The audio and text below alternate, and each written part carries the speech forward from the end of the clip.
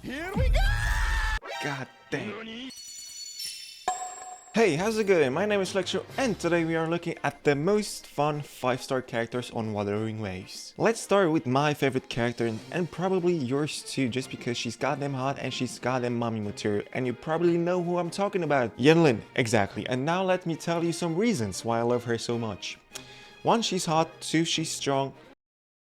Now listen, the very first second I actually put my hands on her, I already knew I would main her just because she's so fun to play. Her animations look like fireworks and it's absolutely insane, and her damage, it's absolutely far from being low. You can main DPS her, sub DPS her, and she dominates anything and everything you make her do. She dominates everything, bro.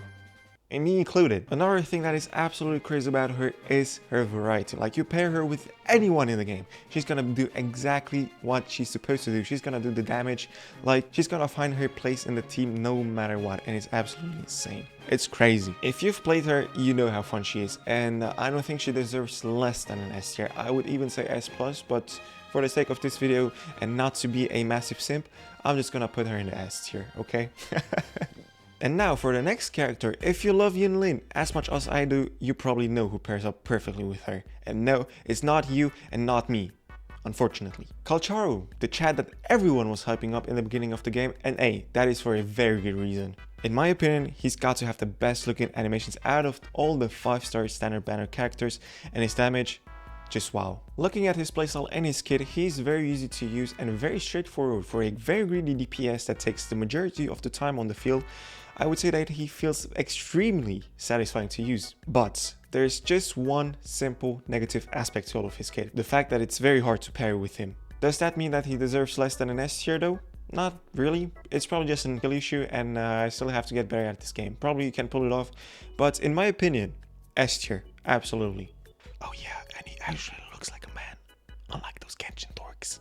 Next up, we have Verina. Let's just put her in a D tier. And hey, before you go in the comment section and actually flame me for putting your favorite character in D tier, listen to me. Yes, she is the best support character in the goddamn game, and I still use her myself, but thank God that Core Games actually made her be there on the field for 5 seconds, and then you can swap to the next character that you actually want to use. But the ROI you get for the 5 seconds is actually pretty good, and her dash is pretty cool too. But unfortunately, when it comes to fun, still a D tier. Sorry, Verina fans. Next up, we have Lingyang, a very surprising character in my opinion. My opinion on him changed like he changed from fairy to goddamn human. He's got to be the most controversial 5-star character, and everyone dreads getting this guy, and so did I, until I actually got him and I tried him, and he's surprisingly goddamn fun, man. His combat might be the most extra thing in this goddamn game, just because half of the time when you actually get the skill up, you are in the air and you actually fight the enemies from above, and it feels so goddamn satisfying.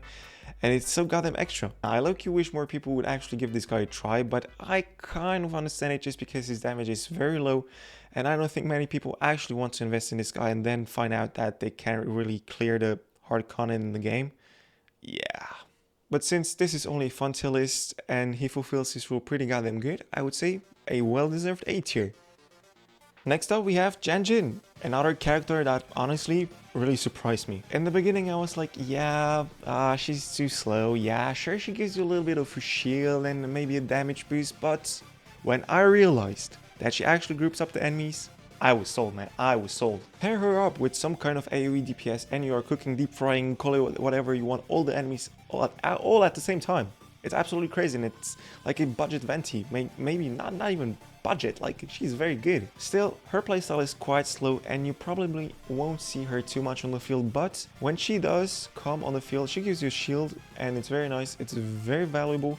For that reason alone, I would say she is a low A tier for the fun factor. Well deserved. Well deserved, very surprising, hell yeah. Next up, we have a character that I won't tell you the name of, just because I want to play a little game with you, okay? I'm gonna give you one hint, and you have to guess what character it is. Here's the question. Every single female player, YouTuber, streamer, they all simp hard for this man. If you said Jiyan, now in my opinion, bro has to be the most brained and most brainwashing character out there. Playing with this guy actually feels like having a pit bull and going to a dog park and only meeting chihuahuas just because he destroys everything in his path. He has the damage, he has the AoE damage, he has the coolness, he has the sexiness, he has everything. Listen, I am not gay, but honestly this guy might as well just fuck S tier for the fun. Encore. Did you know that Encore actually means again in French? No? Well, now you do. Encore has to be my least favorite DPS out of all the characters. Yeah, she's cute, yeah, she's OP, and yes, she will call the FBI on you. My problem with her is that she's very bad at dealing with multiple targets, which honestly is 90% of the time, but for that 10% of the time, she absolutely shreds the goddamn enemies, bro. Another turn off for me is her game loop. It gets repetitive just way too fast. You just attack multiple times to get the bar charge, and when that is filled up, you just heavy attack and literally nuke the entire goddamn map. At first, yeah, it's very nice, but as I said, it gets repetitive a little bit too fast. So for that reason, I would say she gets a B for boring too fast. I actually see some potential there, and it's just very subjective, so you might actually enjoy this playstyle, and it might not get that repetitive for you, so give her a try.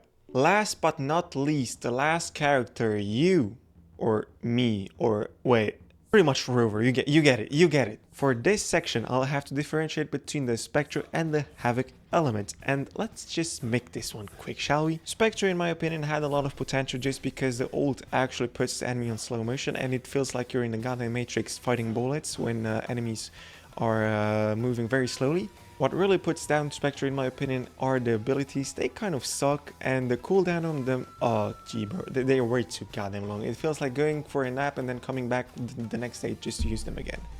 I often find myself just quick swapping throughout the teams and getting back to Rover to actually use his skill, but guess what? I still have to wait a couple seconds, and that time, especially in the end content, can be very valuable. But luckily we have Havoc Rover. Not only are the sound effects so much better, but the gameplay is also much better. The way I do it is just slap them with Jianxin and some kind of support, and I have one of the best teams in the game. And when I mean best, I also mean one of the most fun teams. So if you haven't really tried that team, maybe give it a try, you might actually like it.